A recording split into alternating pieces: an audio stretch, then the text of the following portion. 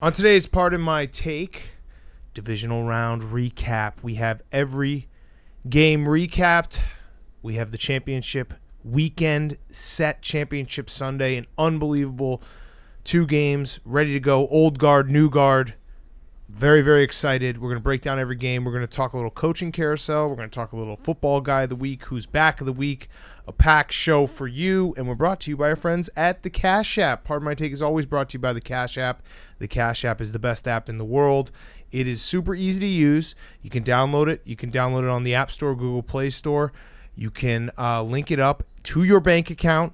You can buy stocks. You can buy Bitcoin. You can send money to friends, family, whatever you need to do. The Cash App is everything you need right in your phone. It is the best app out there. They're also giving away free money all the time on Twitch, Instagram, Twitter. You need a cash tag, though. If you don't have a cash tag, if you haven't signed up, you're missing out on free money. So make sure that you sign up for the Cash App.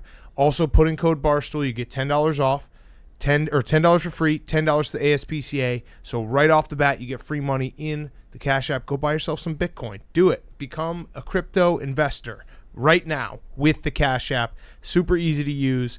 Download it. We love the Cash App. Download Cash App from the App Store, Google Play Store today, and get involved with the Cash App. Okay, let's go.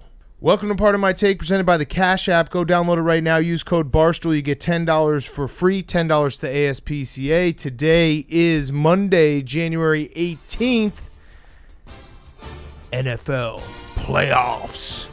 What? Super divisional round. Final 4 sets. Oh, we start in the frozen tundra of Lambeau Field, where Cam Acres is the place to be, as the Rams tried to plow their way in the run game. The pregame weather was snowing in Van Halen, as David Lee Goff told his teammates might as well jump, but it was the Packers players in the end zone Saturday. In a look ahead to next week's inauguration, Aaron Donald Trump refused to show up while Joseph Day was getting all the attention. The Dukes of Hazzard are speeding towards the NFC Championship, as they've had a generally easy path to the Super Bowl. Packers 32, Rams 18. The frozen tundra. In Western New York, Mama, take these folding tables from me. I feel like I'm Dawson knocking on heaven's door. Lamar Jackson had a vulgar performance on late night television that left some people wondering if he was actually alt-right. Josh Personality gave the Ravens defense the Diggs-Myers test, throwing extroverts to his wide receiver. Tyrannosaurus Johnson used his tiny little hands to intercept a pass and outran Ref Goldblum and the entire Ravens offense for the win. And the Buffalo Bills are heading to the AFC Championship Game, as no one circles the wagons like the Buffalo Bills. The Bills 17, the Ravens 3. In Kansas City, where it was a tale of 2 quarterbacks with Virgin Mahomes and Chad Henne, Baker Mayfield had his receivers picking up all the cognac, and Rashard Hig Gin and Juice played great, but after Mahomes took a nasty shot, the Chiefs just laid back and sipped on Chad Hennessy, sealing a 3rd straight AFC Championship game at Arrowhead. I'm going to go off script here. We're going to go down to the field to a woozy, concussed Patrick Mahomes. Hey guys, I think I counted back from. Give me a number to count back from 7 from. All right, thank you, Patrick. Chiefs 22, Browns 17. I love it, Coach. We don't laugh about concussions. That wasn't a joke. I feel good. Coach Reed, he'll be back. Gave me a big bear hug after the game, and he said, "Patrick, you're my best good boy." And I said, "Thanks, Coach. Love you."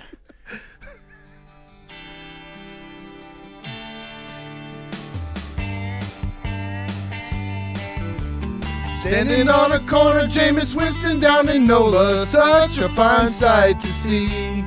There's a QB loose and a CD deuce and a guy they call Playoff Lenny. Come on, Drew, don't look so blue. By the time you're on TV, your ribs will feel like new. Saints, don't go marching.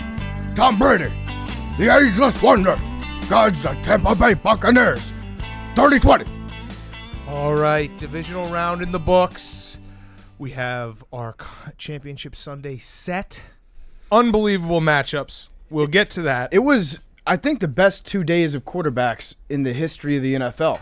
Yeah, and the games actually kind of stunk. Who cares? Doesn't matter. Who cares? Doesn't matter. That wasn't a Stanley, complaint. who cares? That was just, no, you sounded like you were complaining. No, that wasn't a complaint. I watched every second. I loved every second. But wouldn't you agree that they weren't like, there was no instant classics, but it doesn't matter. It does not matter. It was playoff football, and it was names. It was just, there's so many names that were out there. If you look at the quarterbacks, like the worst one has still won a Super Bowl, and then the second worst one was an MVP last year, and then you've got some all-time greats like Chad Henne. Yeah, Chad Henne. All right, so we're going to get to every game. We'll start with the game we just watched. The Bucs and the Saints. Tom Brady versus Drew Brees. Both didn't look great, but Drew Brees clearly looked very washed. Now, I'm going to take the high road because I have been on the Drew Brees' wash train for 2 years now, and I've said that the Saints have a Super Bowl roster, and the only thing that's holding them back is Drew Brees. Oh, hey, Jameis Winston came in for one pass, touchdown, not a coincidence. Obviously, it was a trick play. Whatever. Drew Brees is a legend. He's a Hall of Famer. What he's done for the city of New Orleans. Like, as much as I want to be like, oh, I told everyone, I'm not, because Drew Brees, like, it was sad. There was a moment where it was kind of sad to see him go out because it was clear, like, he can't throw the ball over 15 yards. His mind is still there, but he doesn't have any of the physical abilities, and that cost the Saints the game. Yeah. Like, Drew Brees, unfortunately, lost them the game. Like, their defense was game. Drew Brees kept them in it. He could step in immediately and be a great offensive coordinator. Yeah. As long as he doesn't have to do anything physical. He's like a Stephen Hawking type that you could just put out there, and he could. You're right. His brain is still like next level, but it almost makes it that much more cruel when you see his brain still being so sharp, and his body is just like, I'm going to still try to do what's natural to me, but he almost didn't really recognize his limitations that much, at least over the course of the last, 10, 12 weeks. You squatted on a take, which I appreciate, because you were like a year. No, but last year was the same thing. You were like a year and a half early on the take. No, I actually don't think so. I think I was actually right on time because what I've said time and time again is Drew Brees, his mind is one of the best minds out there in terms of seeing defenses, reading defenses, doing all this stuff. When you put him in a regular season game and he's playing against a middle of the pack to lesser defense, he will rip them up. It doesn't matter that he can't throw deep. When it gets to playoff football and you have to make those throws that are 20 yards down the field, 25 yards down the field, when you have to be able to hit those few home run balls that can actually change a playoff football game, he hasn't had it for 2 years. And that's just kind of been like what I've seen as the limitation for a really good roster and a really good team in the Saints.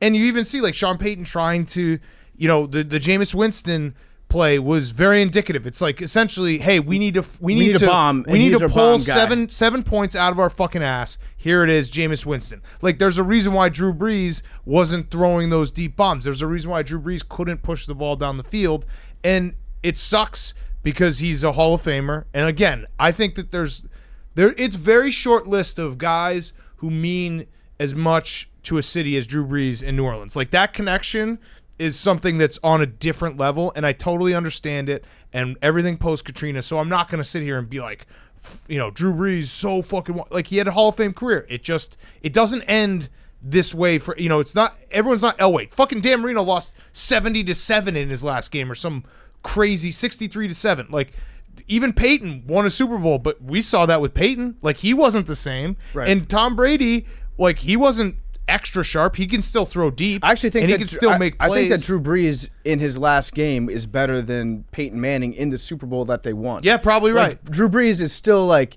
he can still function and throw passes. Like, right. That Super Bowl was tough to watch with Peyton, but he just managed the game. I actually think that Peyton Manning's head was so far ahead of the game that he was able to recognize the fact that his head was so far ahead of the game. Yeah. And was able to tell his body, hey man, you can't do all the weird shit that you used to be able to do. But yeah, Drew Brees, I mean, he had a great run.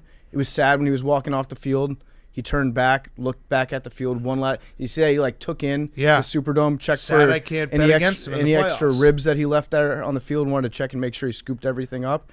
And yeah, it was obvious that when Jameis was coming in the game, it's because Jameis can still fucking throw the air out of the football. And that ball, I think that one pass made Jameis Winston $25 million next year. I don't know about that much, but it definitely... Whoever comes in second with the Deshaun Watson jackpot, they're going to have to pony up some cash for Big J-Dog. Well, he should be on the Saints. And, like, I do actually think that if Jameis Winston plays that game, starts that game, like, obviously we've seen bad Jameis, but he gives them something totally different that they just don't have. Like, when every single pass is 8 yards, it's a lot easier to defend you. And it actually, like, so Drew Brees clearly doesn't have the physical ability anymore. It was kind of sad to see. It also puts into perspective how absurd it is that Tom Brady is still doing it. Mm-hmm. He's fucking 43 years old, and he didn't have his sharpest game, but he can still push the ball down. Like, that pass he made to Godwin that Godwin caught and then dropped, like, that was a dime down the field. Like, it's yeah. Also had another one that Gronk usually hangs on to. It's crazy that he's still doing this. Like, it's actually insane, the fact that he is playing at this level, and it's not prime. It's not like he's in his prime, but the fact that he's still playing like playoff winning level football is fucking crazy. You know how we talk about how Kirk Cousins looks smaller now as he gets older? I actually think Tom Brady looks taller. Mm-hmm. I don't know if he's lost weight and he's skinnier, if his neck grew. By the way, all-time neck on Drew Brees. Well, he's gotten emaciated recently.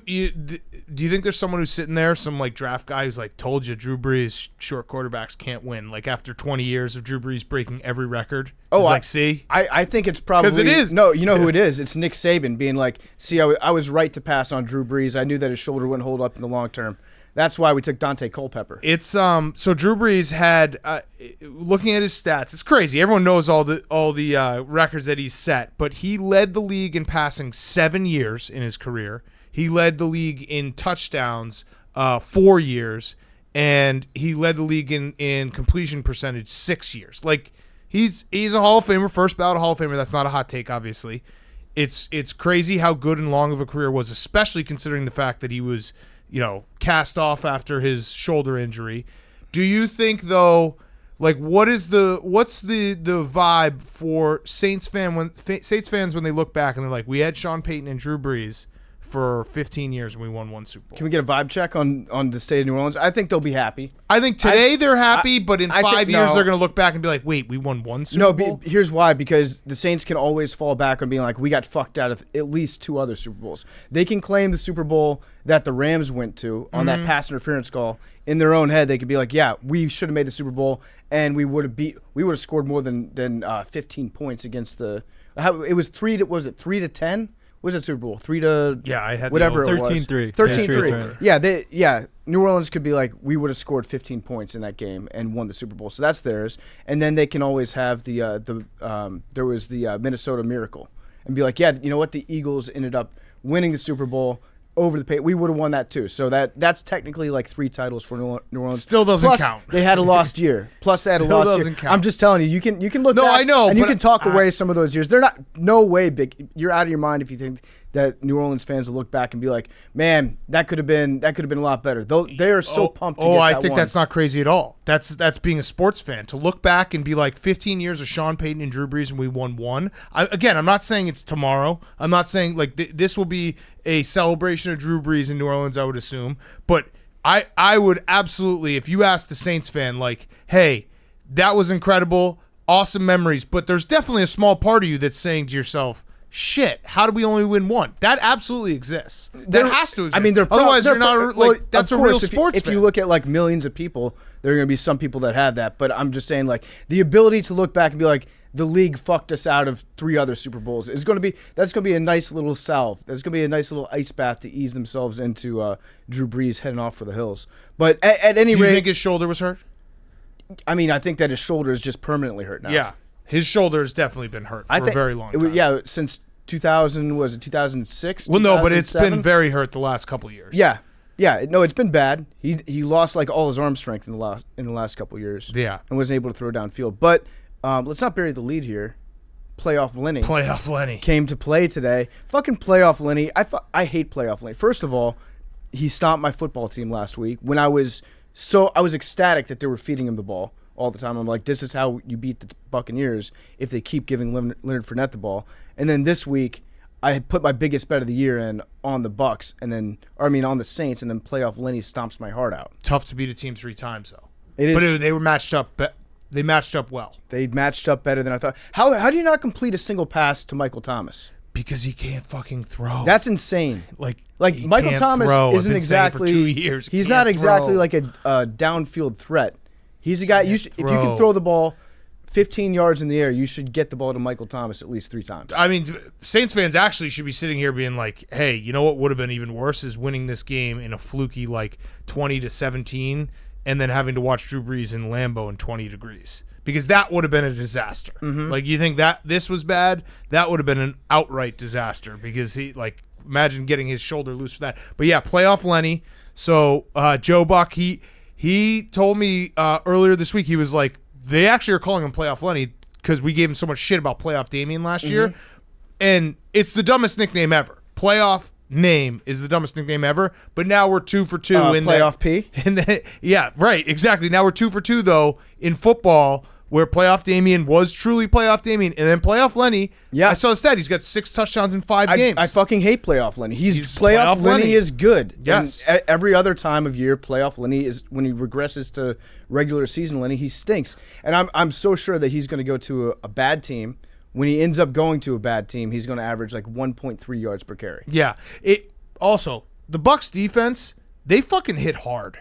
There were a lot of. I mean, the Saints hit hard too, but the Bucs play a hard-hitting, swarm to the ball style of defense, where there were a few times where I was like, how the fuck did that guy get up? Because they attack, whoever has the ball. Yeah, and they make mistakes, but they go after people. Devin White is a thick boy. That dude is big. If that guy hits you, and he was wearing the LSU shoulder pads underneath, a lot of players were doing that actually. Yes. I think every player that went to LSU got together on their group chat and was like, hey, we're going to wear the purple and gold underneath our jerseys, and then it's going to show up on TV and people be impressed. Consider me impressed. It always looks awesome in the dome. Yeah, he's a hitter. Devin White is a hitter. The defensive line and Ndamukong Suh, JPP, those guys are just big dudes that are fast. They don't even have Vita Vea. It honestly should be illegal to be as big as Ndamukong Suh and be able to run like that. I also have a new most important player on the Bucs guy. Scotty Miller? Yes. Yeah. Miller. He takes the top off. There's something about Scotty Miller. They have unbelievable. And Antonio Brown, so he hurt his knee. Did he ever come back in? I don't know. He dropped one pass out of the backfield. And I that's going to be something interesting to watch because I do, Antonio Brown clearly has a great rapport with Tom Brady, and you need all the weapons you can have when you're going up to Lambeau and have to play against that Packers offense. But Scotty Miller, he might be the most important player on the Bucs offense. Tom Brady Just always throw it out there. You know the names, but Scotty Miller. Julian Edelman is watching the game. Verbal meme: Leonardo DiCaprio pointing at the TV, holding his beer. Yes, he made that fucking huge catch. But yeah, it was a sloppy game. It was obviously just all about the turnovers that decided the game. And Drew Brees out. He's going to retire. He officially is retiring, right? Well, Jay Glazer said that he's retiring, and Jay Glazer doesn't get shit wrong. I think even everyone should just treat him like he's retiring without him even saying he's retiring, so that he will retire. Yeah, because he might try. Yeah, right. Exactly. That would be very painful. Right. Do you think that his bust in the Hall of Fame is going to have his cool birthmark on it? Has to. Yeah, unless Oprah does it. Has to. Do you remember? Have you seen that video? What? Where Drew Brees went on Oprah, tried to scrape and it off. Oprah tried to wipe his birthmark off and was like, "You got some lipstick on your face there, Drew." Unbelievable. Yeah, no, he first ballot Hall of Famer, and now we get to see Brady versus Rodgers in Lambeau. So let's go back in time to Saturday. We'll talk Rams-Packers. It's crazy that this is the first time that Aaron Rodgers is getting a home NFC Championship game. It is. That's wild. There was a couple surprising ones. The other one was the fact that the Chiefs are the 3 home AFC Championship games. The first time that's happened in the AFC, which is it's surely the Patriots, right? Out of Tom Brady's 14 championship games. 14 is crazy. All right, so Rams-Packers. The Rams tried. They gave it their best effort. Aaron Rodgers is just playing.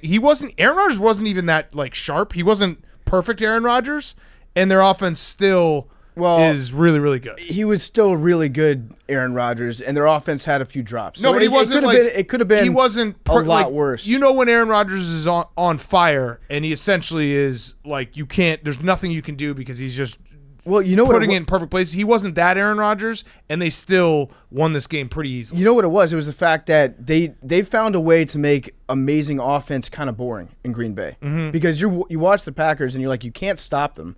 They're going to be able to score points, but it's still kind of boring to watch them while they're functioning. Yeah. Because like if you try to just play your safeties deep, then Aaron Rodgers is like, okay, well I'm gonna get 12 yards every single time I pass the ball. Well, and also like Aaron Jones was running the ball Aaron like Jones a fucking maniac. He was running the ball really well. So like everyone was calling Aaron Rodgers the surgeon because he was like being very. That's what you say if like that's an upgraded dink and dunker. That's like expert level dink and dunking, where you have Devontae Adams just being able to get separation on a slant and get 14 yards anytime he wants. Yeah. So it was a boring offense to watch, but it was a great offense. So like if you're coaching the team, if you're a fan of the team, you're like, yeah, we can't be stopped. It's I think it's indicative of like where we're at with football in 2021 is that you had the Rams' best defense coming in. Now Aaron Donald was clearly hurt because he I think he only played half the snaps.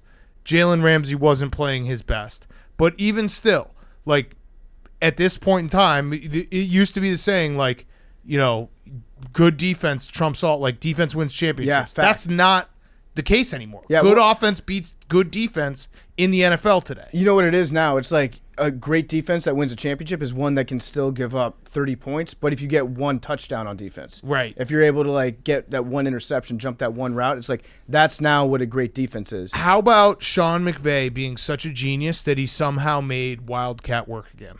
Yeah. Like it actually worked, and it was all runs again, but he ran Cam Akers in the Wildcat, and of course it worked. Yeah. I don't know how he did it. It makes no sense. The Wildcat has been dead since like the second week of the Wildcat, and somehow Cam Akers running the Wildcat, they scored a touchdown off it. They did it a few times, and it worked every time, and it was a run every time. Mm-hmm. They also had the sickest play ever, the little hook and ladder. Yep. That was a 2-point conversion, Yep. right? Yeah, that was an awesome play. Again, if you want to win at the next level, if you want to be like the next great offense, start doing more of those laterals. Yes. They're awesome. And it's a perfect time to do it when you're down at like the 5-yard line. Yes. Because they never see it coming. And everyone's going to crash on that little screenplay. So, yeah, Sean McVay, I think he did a good job considering what he had to work with. But yeah, I'm going to – Jared played better than he did the week before, and I mean his thumb is obviously fucked up. What were you going to say, Hank? This is kind of an explain it to Hank, but is it hook and ladder or hook and lateral? Both. Me and Caleb were having an argument on This is like Saturday shovel. night. This is how people sometimes say shuffle pass when it's a shovel pass. Yeah, it depends on I think it just kind of it's a regional thing. it just like it Coke ends and up pop, being like that. Okay. Yeah. cocaine. Yeah. Yeah. I didn't know if there was a definitive answer or not. I think it's just whatever you want to say. Because the announcer said lateral, and I was like, whoa. I think nobody really cares what you say because when you say it, it's right after super exciting play.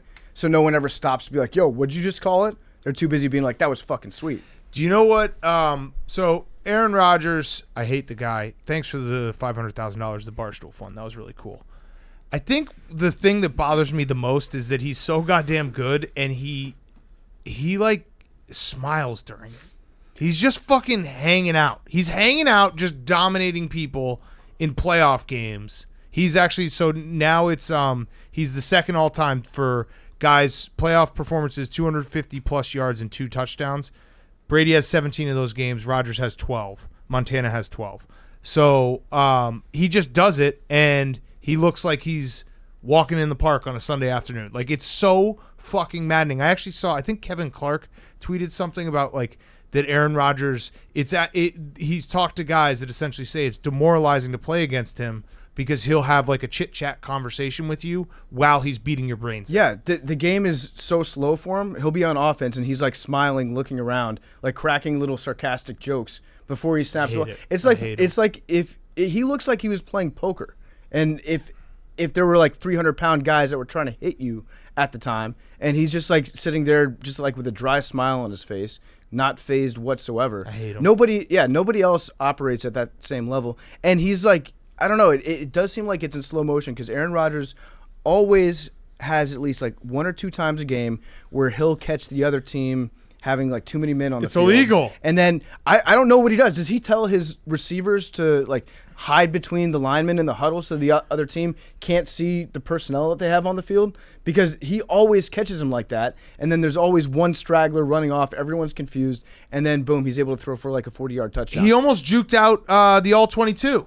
I saw someone show the all because the all 22, shows the down and distance and then goes back to the field, and he had that quick pass where he juked out the all 22. It's illegal. It's absolutely legal. There was many times where I said the Packers, they were running plays that they might not have been illegal, but they felt illegal to me. And you know what? At the end of the day, it's about sportsmanship. And if something feels illegal, you should probably just throw a flag, refs. Well, don't that fucking Devontae Adams, touchdown when he ran across the field in motion, that felt illegal to me. Just throw a flag and try to, maybe just call something. Well, let me ask you a question, Big Cat. Would you rather beat the other team by running your best plays against their best plays, or would you rather be a little weasel? Yeah, right. He's a weasel. He's definitely he has weaselish qualities about him. That Devontae Adams touchdown, that was illegal because Devontae Adams took like a step towards the line of scrimmage as he was in motion. But it is kind of like an interesting hack that some offenses have figured out,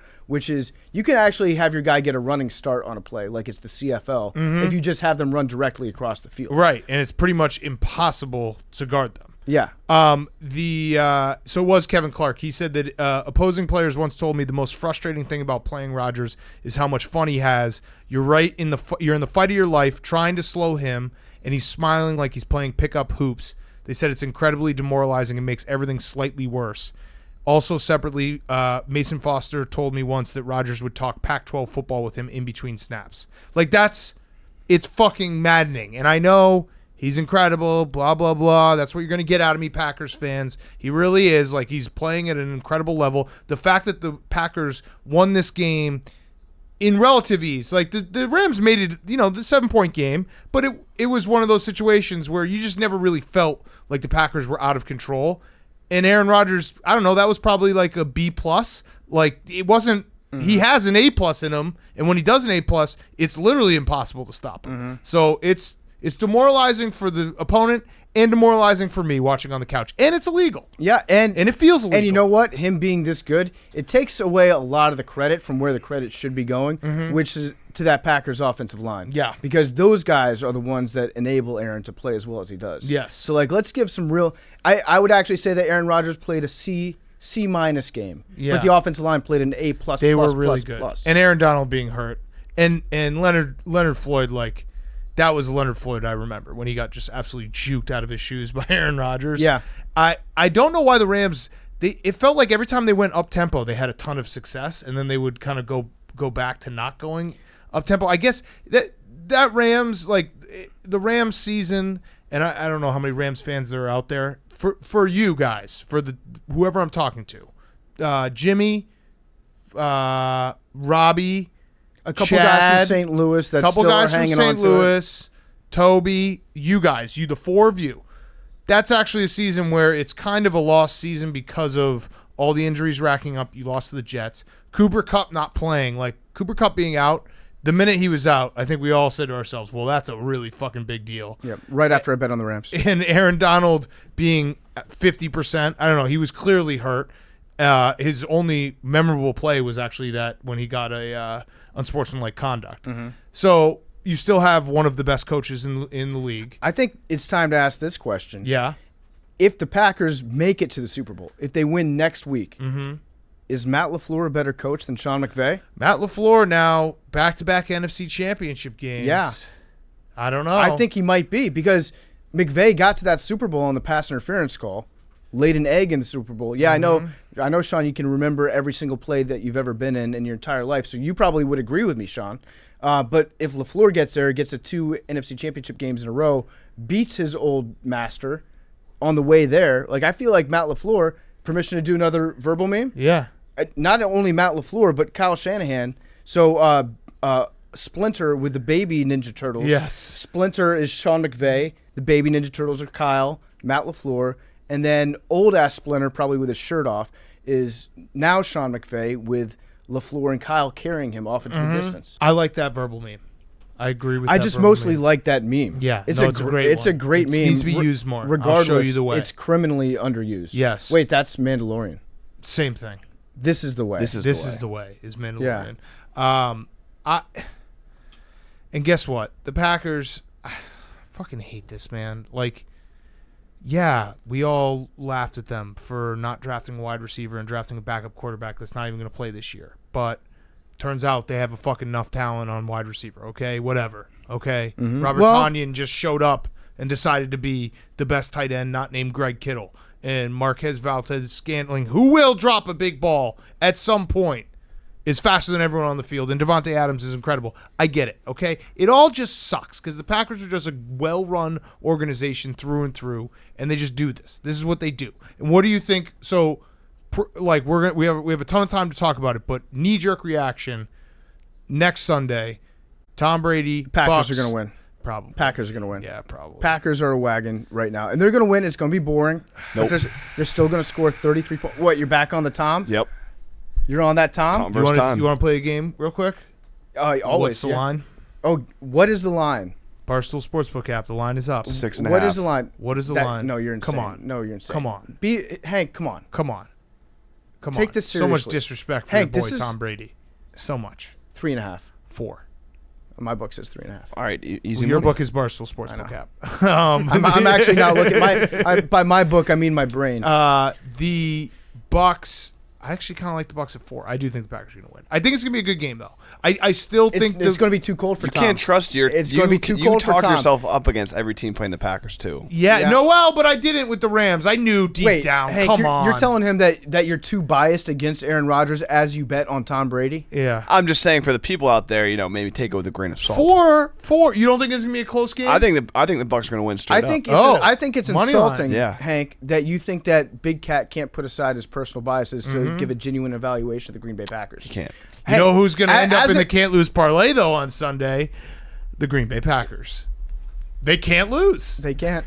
They can't. It's literally all I have left. It's the only thing I have left. It's my break glass in case of emergency. It's hiding under the bed, pulling out the gun case, and you open it up, million locks, eye scan, fucking fingerprints, and then I open it up and it just says, "Put the Packers in the can't lose parlay." That's it. That's all I got. It's the best emotional hedge that you can do. I don't think that Tom Brady's going to be able to play in the cold. It's going to be 24 degrees. It's going to be snowing probably, football weather. Tom is a California kid that plays in Florida. Yeah, what's his record in cold? I don't think he can win a big game in the cold. There's going to be someone who makes that mistake, being like, warm weather Tom Brady going to the He said he doesn't going like to the playing. cold. He Threw like doesn't like 6 playing in the touchdowns cold against the anymore. Titans when it was like negative. I don't remember that. 25 When was degrees. that? Hank, we're talking about playoffs. He's The in rest of the NFC, team, though, okay? That was a Mike playoff game. Evans. All right. That's that game. Whatever. Rams fans, don't feel too bad. You got one of the best coaches in the league, and Packers, whatever. Deal with you on Sunday. You just said can't lose parlay. You just talked about Mike Evans being like a warm weather guy, which he is. Yeah. But every time I see the Bucks take the field, I always expect Deshaun Jackson to run like 5 routes. Yes. So like, okay, he'll get 1 touchdown. Yes. All right. Before we get to the next game, Chevy Silverado. Our friends at Chevy.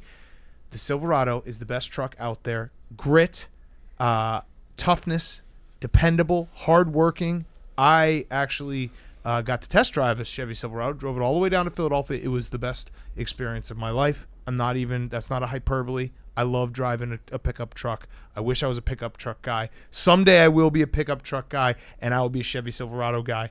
Tailgating, hauling, towing, off-roading, moving day. Don't help your friends move, but if you have a Chevy Silverado, it will make it easier. If you need to help your friends move, road trips, everything. The Chevy Silverado is there. It's big, it's bold, it's commanding. The truck turns heads, and it makes you feel like a boss when you're in a Chevy Silverado. They also are the presenting sponsor of the Lowman Trophy, the greatest trophy of all time. So, Chevy is the best. We love Chevy. Make sure, if you're thinking about buying a truck anytime soon, Chevy Silverado has to be number 1 on your list. So, thank you to Chevy, our wonderful sponsor, Chevy, and the Chevy Silverado, the most dependable, strong, advanced, hardworking, grittiest truck in the history of trucks. I just said it, and it's true. Okay, thank you to Chevy.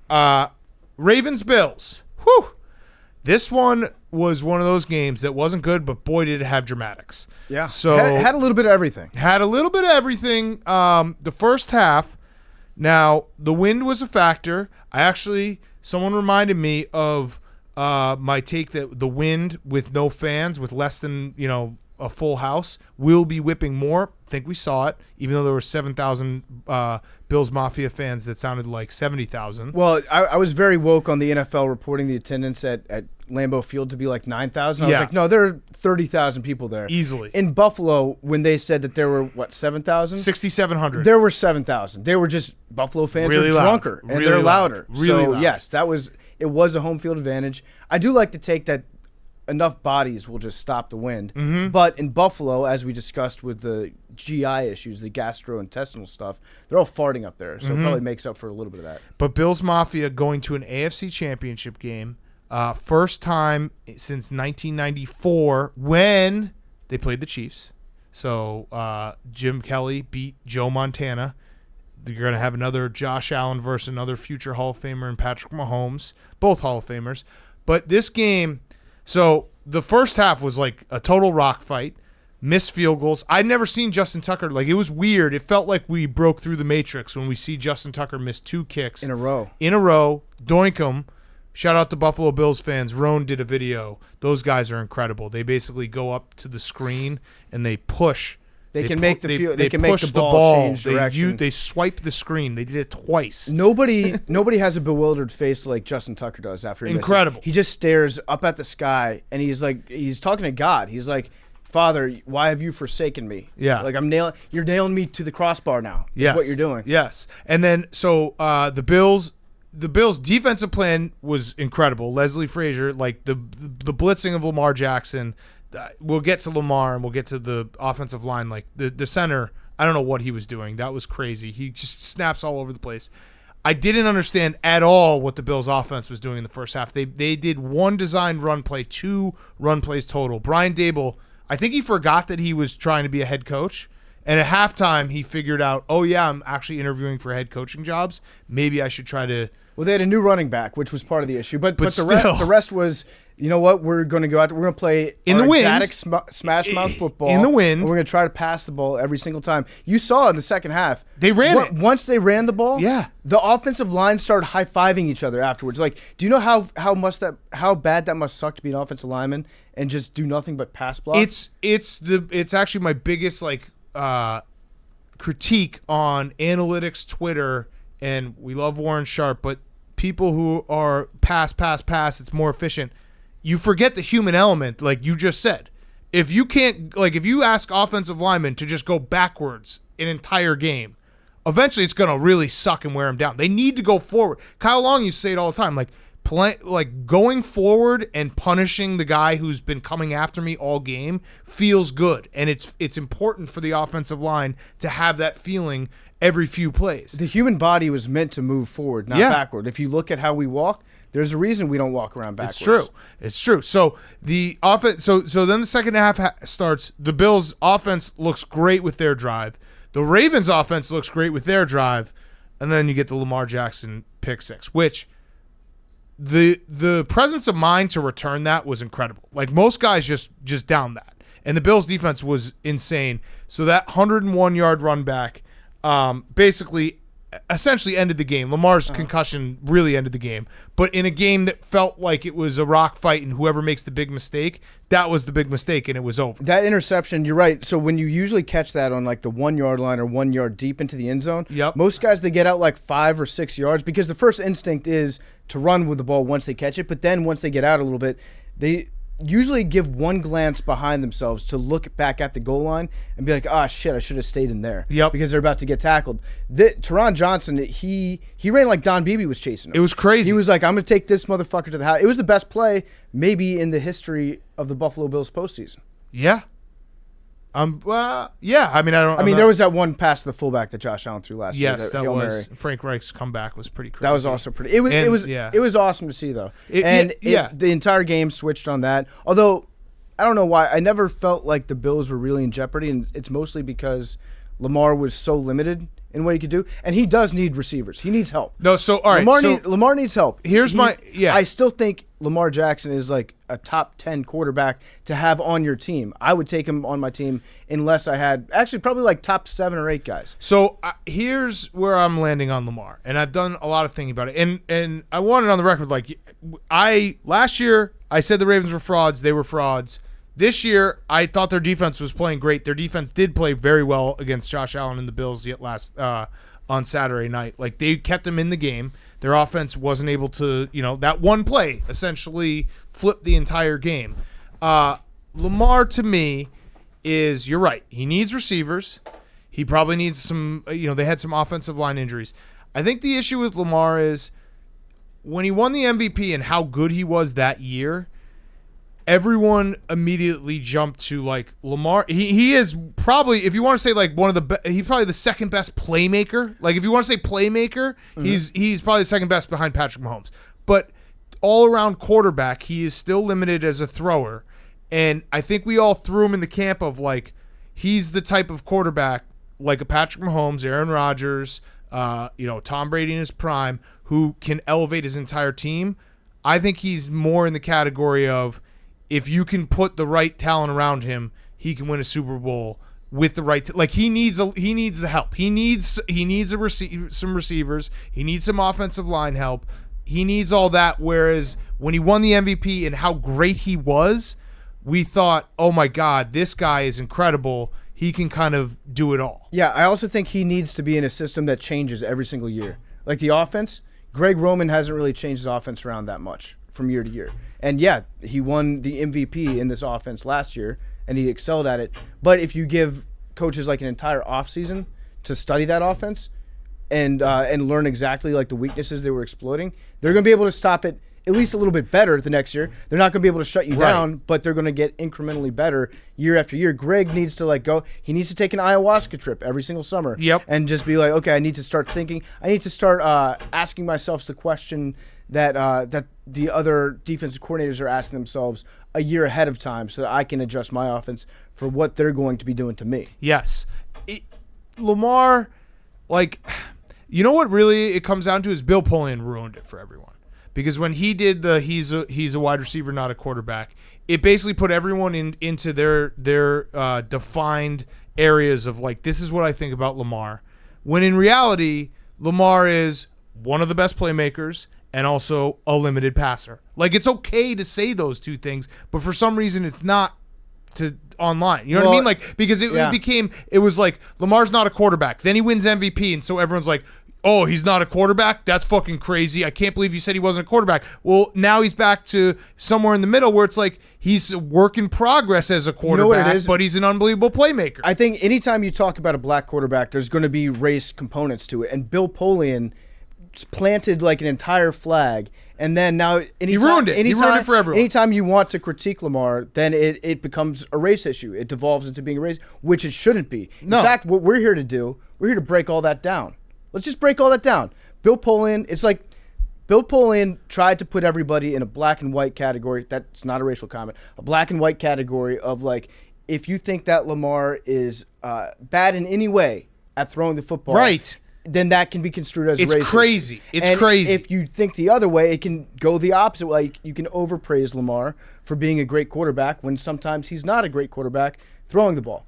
And once he won that MVP, then I think the conversation was like, well, if you don't think that he's a completely finished product as a passing quarterback, then that's a race issue on you. And I don't think that it's that cut and dry about anything. It never should be. In fact, never should. It's like the what's the scale that they use for human sexuality, the Kinsey scale, where it's like Bill Polian is like I'm going to tuck my T-shirt into my pleated khakis every day, and I'm over here saying I'm 100%. I've never even looked at a dude. That's how straight I am. Yep. And so I can't be in a room with a woman one-on-one because I'll fuck her. Yeah. I was never afraid of girls even when I was 3 years old. Right. And I met Leslie at the pool. That's Bill Polian. But it's not like that. It's not like that at all. No. Lamar is limited in some things. I think putting him up in Buffalo against that defense and the elements exploited his weaknesses, including his diarrhea, which I still think he had a little bit of the butt juice. And what happened is when he wins the MVP, everyone who is on the other side of the spectrum with Lamar, who's essentially like, Lamar's incredible, Lamar is one of the best quarterbacks in the league. Like, no, he's not. He's one of the best playmakers. Yeah. He's still got a long way to go as an actual passer. Guess what, though? Josh Allen, a year ago, 2 years ago, he had a long way to go as a passer. It happened for him. He got a deep threat. He's gotten worlds better. He is a legitimate MVP candidate. It's it really is weird because Lamar won an MVP so early, and he did deserve it, and he was so fucking good that year that everyone was like, well, there it is, case closed. Yep. Lamar is the best. But you watch it and you're like, no, there are throws that he can't make or throws that he misses that you need to be able to make to win a Super Bowl. And winning Super Bowl is really hard. I'm not saying like it also becomes this like, well, he's a bust because he's 1-3 in the playoff football is really fucking hard. But it's clear that he has work to do to get to the level of like, this guy is now a real threat every year to win a Super Bowl just by what he does. Mm-hmm. Well said, Big Cat. And you know what? The Ravens are going to be in an interesting spot because I think next year they have one last go at it, and then they're going to be in salary cap hell. So it will be interesting to see. I really thought their defense was playing phenomenal. Yes. Like, I did not think that they were. I thought they found themselves a little bit. They weren't what they were last year in that, the fraudulent, like, front runners. So, we'll see. It's got to suck to be a Ravens fan and watch that game too. When you're right, like the Bills really did kind of have control, but it really was a rock fight that came down to who was going to make a huge error, and the Ravens made the huge error. Say something nice about the Ravens. Nobody wears a mask like John Harbaugh wears a mask. Yes, that he covers up his whole face. He can't see anything. He's got the entire dome covered on. Now that. let's go ahead. I was just going to say I want to address what the Bills did for Lamar after he got knocked out of the game. Oh, so yeah. Bills Mafia. Yes. I love Bills Mafia. We love you guys like none other. They started donating to Lamar Jackson's charity, I think in increments of $8, which is great. But it's also a little bit emasculating. It's the most patronizing move of all time. We just beat you. Now we're going to donate a shitload of money to your charity so that not only will we send you home, but in a couple days, you're going to have to acknowledge us and thank us for beating you and then paying money to your charity. Like, I don't know who's in charge of the Chad Henne Foundation, but they've got to be forecasting an incredible fiscal year right now. I would be so mad if I were Lamar. I mean, I would be happy that I was getting donations to my foundation, but deep down, I'd be like, God damn it. Yeah, also shout out to Lake Erie for bringing a little bit of the snow. Yes. Lake of the year. Let's talk about the Bills real quick. The Bills are a complete team, and I say that like no duh, but their offense wasn't it wasn't great on Saturday night. It wasn't A+ against the Colts. They're playing fucking awesome defense, and they're winning. Like, whenever a team starts winning games in different ways, you just look at it and you're like, okay, they have everything. Like, maybe you wish they had a little bit more of a running game, but they have everything. And it's crazy to me that the Bills, I never thought I'd be sitting here saying the Bills are in the AFC Championship game, and they haven't even come close to playing their best playoff game. Mm-hmm. Like, they have not played their best playoff game. They have not played a complete game of football on both sides these playoffs. So if they do it and they have it in them, watch the fuck out. Yeah. Like, there's part of me that I don't know what's going to happen with Mahomes and the concussion. I think he'll play. I might be getting way ahead of myself, PFT. There's part of me that thinks the Bills might fucking blow out the Chiefs. If Patrick Mahomes doesn't play, I think that they will. I'm saying the Bills have these Bills won't. Bills have if they put together their full You're talking about those Bills. I'm saying if you're a Bills fan, week 12 through 16, those Bills can absolutely blow. This is all awesome. You we did the speech last week, but if you're a Bills fan, I don't know if you've been sober in 2 weeks. You shouldn't be. Enjoy the ride. This is why you watch shitty teams. This is why you go through the lean years for this fucking run. But if you're also a Bills fan, in the back of your mind, you're saying, we haven't even begun to peak in the playoffs. Yeah. Like, they haven't actually played a great, complete, full game of football, and I know they have it in them. Hank, you kind of looked at me like you're crazy. Maybe I am. Maybe I'm a little crazy. And guess what? They could come out and lay a dud. But I'm saying, I don't think a lot of people are telling themselves there's any possibility the Bills could blow out the Chiefs. I'm saying there is. That world does exist. They have that in them. Buffalo. They have that in them. That's it. No. They have that in them. Hank, you're wrong. The way that the way that they played in the second half of the season, those Bills can absolutely go out there and blow the Chiefs out. They didn't. Their offense looked lost in the first half. They won this game. And those Chiefs, you saw those Chiefs this year where they took their foot off the gas and got too cute with it. If that's the Chiefs team that matches up against the Bills team that we know exists somewhere inside there, it can absolutely be a blowout. They also, they just played really good defense against two polar opposites in the Colts and the Ravens. And guess what? The Ravens and the Colts are the two best AFC defenses that are not named the Bills right now. Like, those teams play good defense, and they beat them both. I'm just saying, who knows? That's why they play the game. But if I wouldn't be shocked. That's all I'm saying. I would not be shocked if the Bills dominated the AFC Championship game. I wouldn't be like, oh, my God, where'd this come from? I really think they have that in them as a complete football team. One thing I love about Josh Allen is that even in a down performance, the quarter second after he releases a throw, if they can synthesize a drug that makes me feel the way I feel when that happens, like, I will spend all my money on it. It's an incredible feeling because that ball can go literally anywhere on the field. Yes. He can hit, if there's like a spray chart, Josh Allen could hit, if he's like within 70 yards of the goal line, the ball could be going anywhere, and something awesome is very much liable to happen. And I don't know what it is about his deep balls, but they seem to get faster as they travel through the air. He can, I mean, there was hurricane, he threw a fucking hurricane last night. Yeah. It was a hurricane. Yeah, it It was a literal hurricane. He was knifing balls Him through against Mahomes is going to be like the strongest arm quarterback matchup ever. So excited. Very excited. What's the line? What is the line? What is the line? What is the line? It's Well, the game we play on Pardon My Take. I do know because, well, oh, you saw it? No, I did. I bet it when it was at +1. I bet on Buffalo, but I think it moved. I want to say it's at plus. Wait, cut that, because we're not. In Pennsylvania. Yeah. What is the line? What is the line? 2.5. 2.5 is right. 2.5 for the Chiefs. Now, if Patrick Mahomes doesn't play, I feel like the Bills should be favored. Yes. They'll be favored by probably 2.5. Yeah. I mean, Chad Henne, though, he was fucking awesome. He was. Chad Henne was awesome. I also want to give a special shout out to Bills Mafia because they reinvigorated my love of the signs that they show in the stands that have the network letters on them. When people make like an acrostic poem out of NBC or CBS or ESPN. Yeah. I love the creativity that like somebody had one that said something like nothing like blue cheese and Cole Beasley. It's watching a game in Buffalo is like going back in time to like 1998 Monday Night Raw. Yeah. It's great. It's amazing. Like I actually wouldn't be shocked if last night there was at least a handful of suck it Lamar signs. There are definitely some like Looney Tunes crossover cartoons with Bills like Bugs Bunny rocking Zubaz pants. Taz, I bet you there's a shitload of Buffalo Bills Taz merchandise out there. I've talked myself into the Bills, man. Whew. Yeah. Because they haven't played great. They really haven't. Like, they weren't dominating the Ravens. And they didn't dominate the Colts. And maybe this is, short-sighted of me because maybe that's just they're not as complete of a team as I think. But I think they have it in them. I think deep down, if they look in the mirror, it's in there. I think they're special. I think it's in there. I think they're a special really team. do. I think it's in there. Stephon Diggs, hot mic awareness. Yes, Jake, that was great great. catch. Great catch by you as well.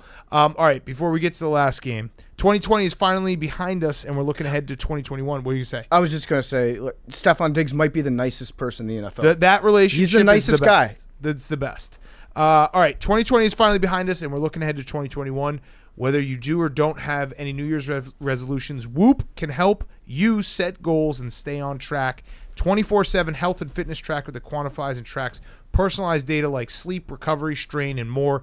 Each day when you get up, Whoop gives you a recovery score based on your sleep, respiratory rate, resting heart rate, and heart rate variability. This score lets you know how to approach your day, whether you should push yourself or take it easy. The way it works is you wear the Whoop band around your wrist all day, and the band connects with an app on your phone. It automatically measures your heart rate, calories, and activity levels throughout the day, so you don't ever have to start and stop for workouts. There's also a built-in sleep coach. It's essentially a personal trainer on your wrist. We've been wearing our bands for a couple months now, and it's been awesome. I wake up and I'm like, ooh, today's the day that I should go to the gym. Ooh, today's the day I shouldn't go to the gym. I don't actually go to the gym, but if I did, Whoop would tell me exactly when I should go to the gym. So as we head into the NFL playoffs, several athletes are using Whoop to track spikes in respiratory rate, which can be an early indication of a COVID infection. Whoop is a must-have heading into 2021. And right now, Whoop is offering 15% off when you use the code TAKE at checkout. Go to Whoop, WHOOP.com, enter code TAKE at checkout to save 15% off. Okay, the last game. The Browns, the Chiefs. God damn it, was this depressing for the Browns because that's a winnable game. They had it. That's a winnable game. And Kevin Stefanski, I do not understand why you punted. Yeah, the punt wasn't awful. I actually think the timeout was worse than the punt. Well, they come together. So if they had 3 timeouts, I can understand punting. They had 1 timeout. They burned the extra timeout. They burned on a bad challenge, and they burned their first time on a bad challenge, their second timeout on that last drive. So they have 1 timeout. There's no worse loss in football than punting to the opponent and never getting the ball back. Yeah. It is the worst feeling to just sit there and be like, okay, they need a first down, they got it, game over. That's Chad Henne football. It You don't want to see the sucks. ball, the game end with Chad Henne holding the ball in victory formation. That's got to be demoralizing. Here's what I don't understand. So I hated this isn't revisionist history. I hated the punt right when it happened. What I didn't understand was when they burned that second time out, we were sitting there watching. I said out loud, well, this got to be 4 down territory for the rest of the game for them. They then start the first down, 1st and 10. They go run for no gain, pass, punt. I don't understand why they didn't just say, hey, this is 4 down territory. We have information that the Chiefs don't have because they don't know that we're going to go 4 downs. We know we're going to go 4 downs. Let's fucking run the ball on 2nd down, catch them off guard. Like they just ran it so regular and like it felt like it had no urgency. They were doing a lot of wide runs, so they were doing a lot of tosses and weird stuff like that sucked, took forever man. to develop.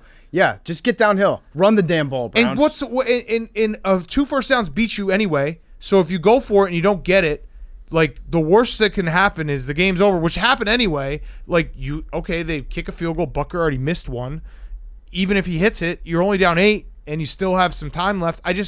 I hated that. I hated that, especially because that was such a incredible year for them. Kevin Stefanski is Coach of the Year consideration, probably Coach of the Year, and it felt like he turtled a little bit in that situation. Getting a Bills-Browns AFC Championship game would have been everything. It would have been so amazing to watch those 2 fan bases.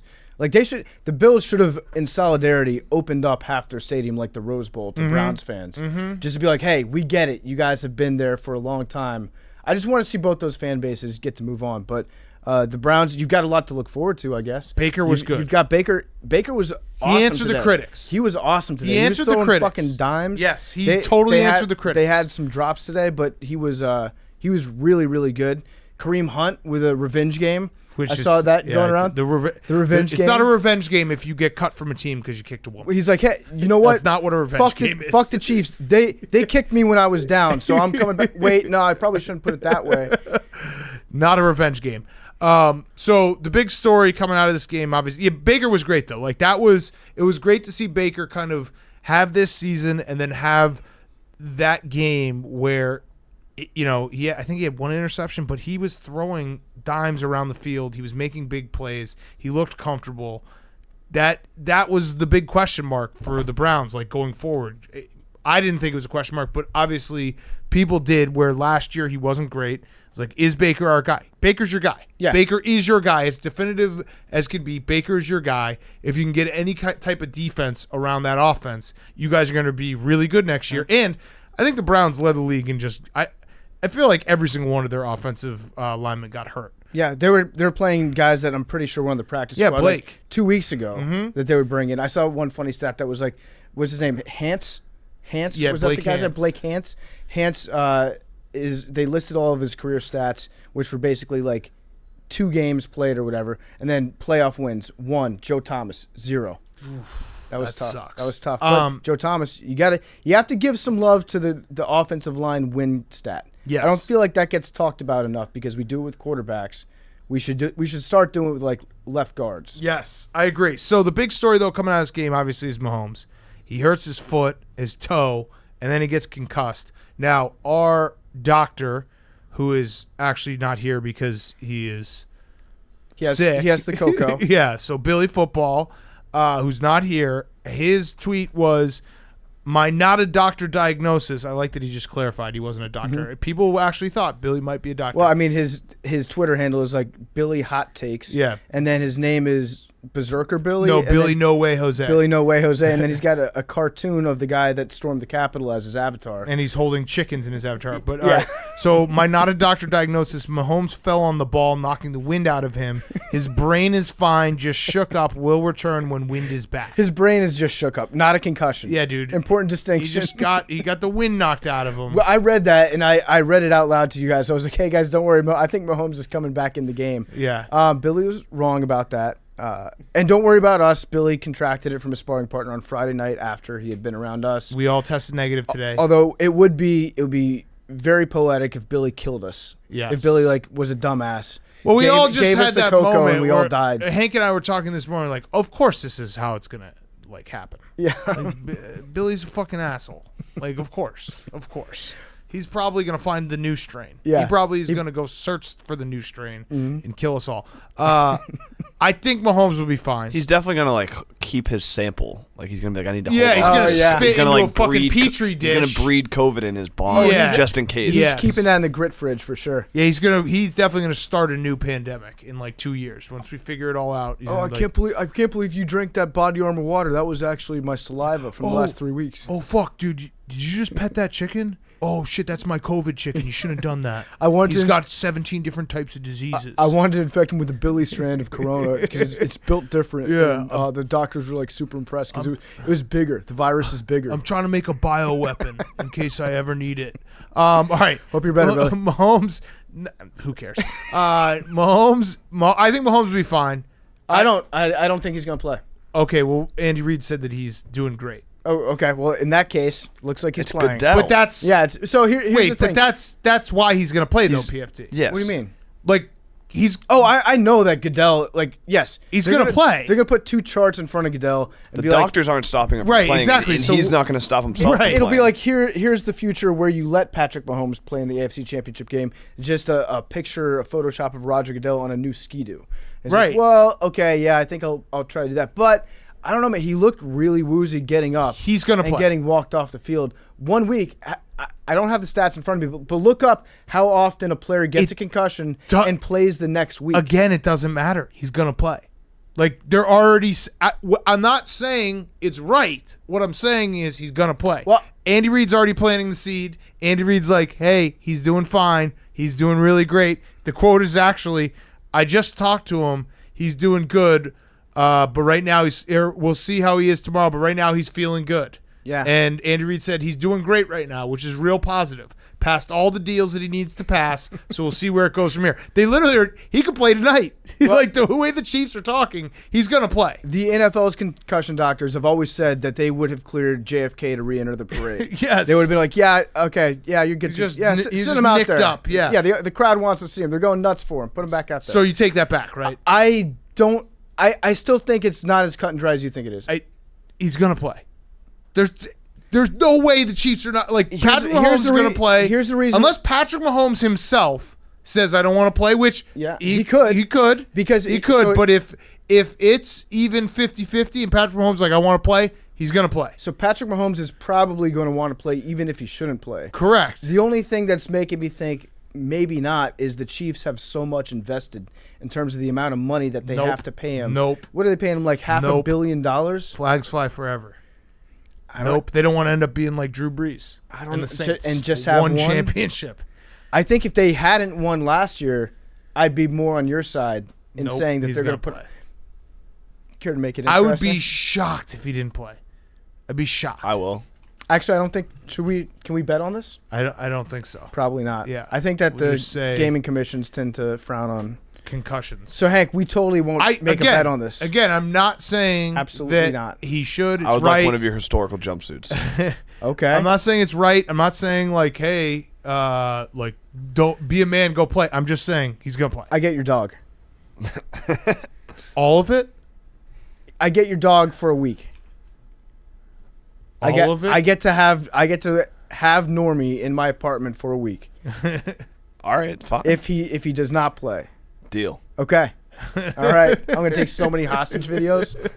I'm gonna set up like an ISIS flag. No and a one video tell behind Maria him about and just this. hold him next to a newspaper. We'll keep this between us. Yes. Yeah. Okay. Do not tell Hank's girlfriend. All right. So yeah, it was. I mean, Chad Henne the run 3.0 now. That was incredible. Yeah. Like the fact that he had those wheels.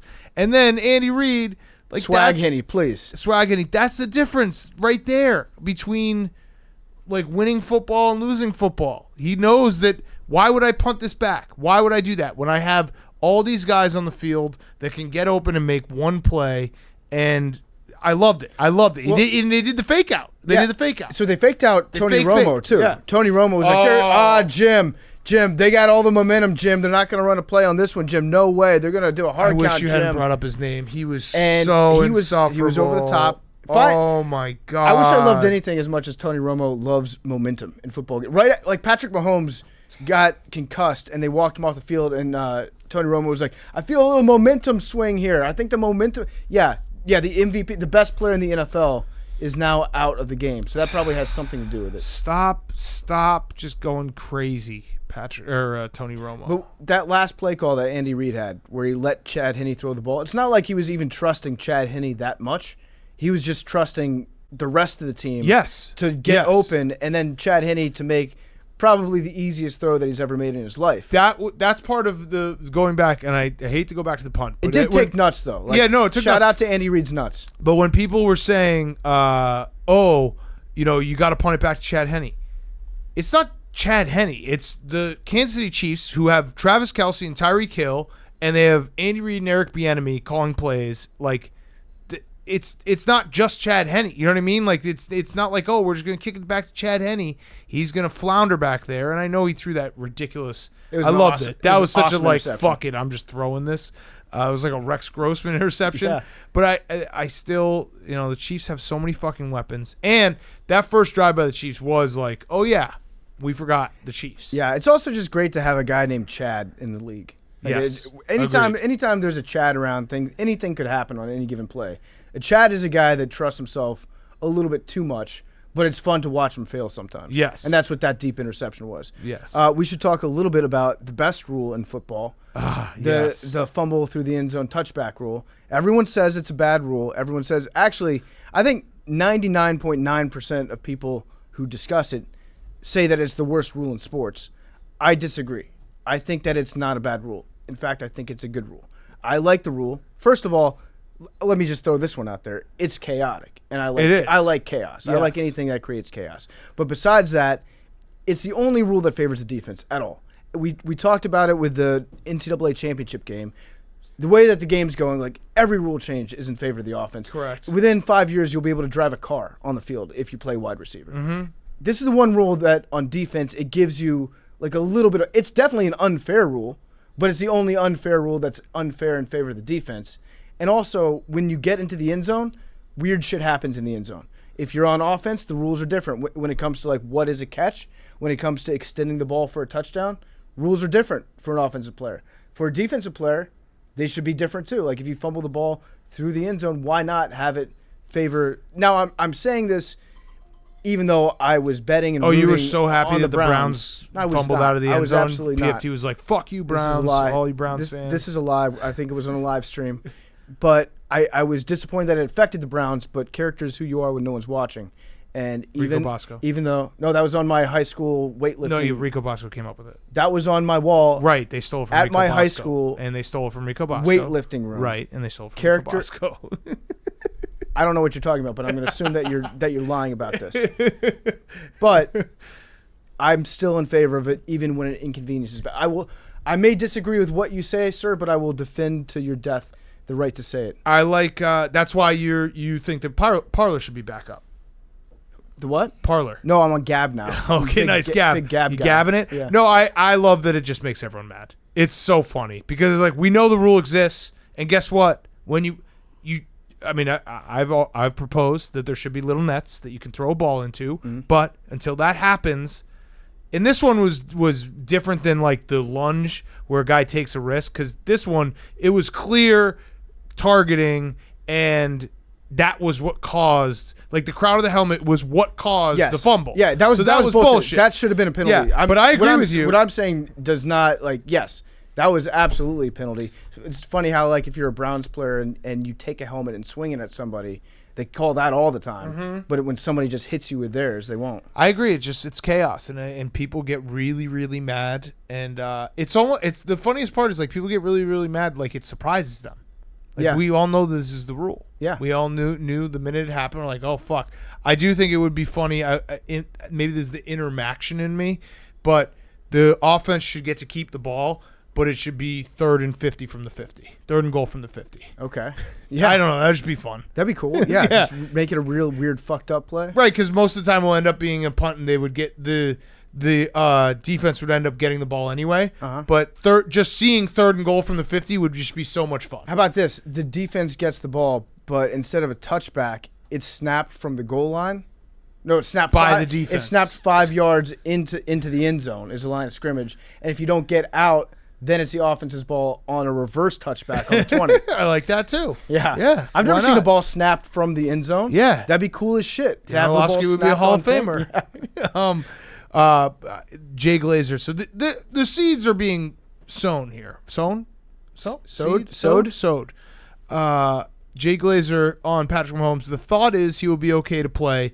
It was almost like he got choked out.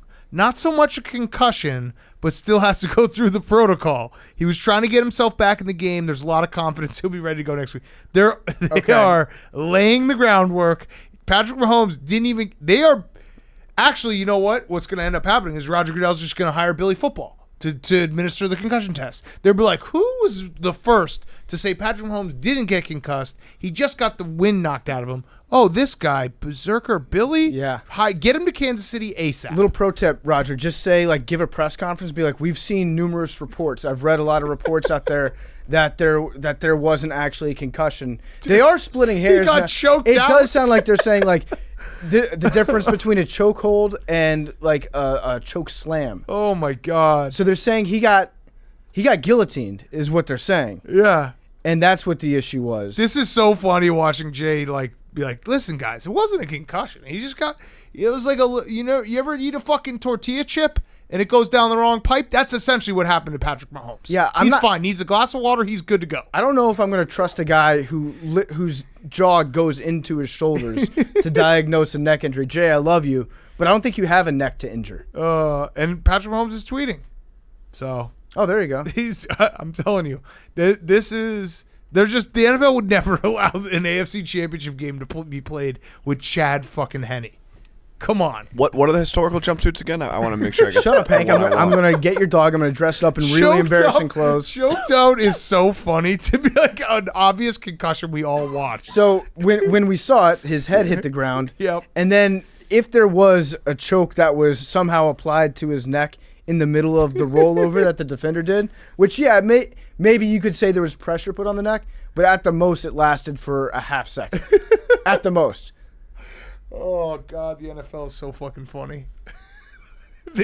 I bet you Goodell had like an emergency conference call the minute it happened. Like, all right, guys, what do we got? And then some lackey piped in and was like, we could say he got choked out.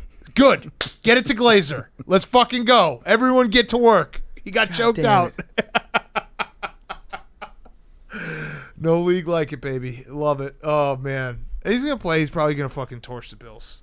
God damn it. Not going to happen. No, the Bills have their best game in them. They're going to win. I love the Buffalo Bills. All right. Let's get to some coaching carousel talk. Before we do that, PFT. What are you drinking these days? You know what I'm drinking. I'm drinking Coors, baby. I'm drinking Coors Light, Coors Seltzer. I actually really like Coors Seltzer. It's the coldest tasting seltzer in America. Fact check that one, Fact Snopes. check.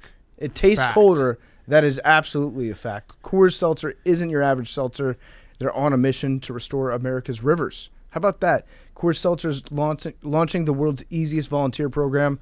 Whatever you're doing, by simply cracking open a can of Coors Seltzer, you're volunteering. That's incredible. So you can save rivers by just drinking a bunch of Coors Seltzer on your couch. Each 12-pack of Coors Seltzer restores 500 gallons of fresh water to U.S. rivers and the communities that depend on them. Our waterways are at risk, people. 80% of America's rivers are drying up.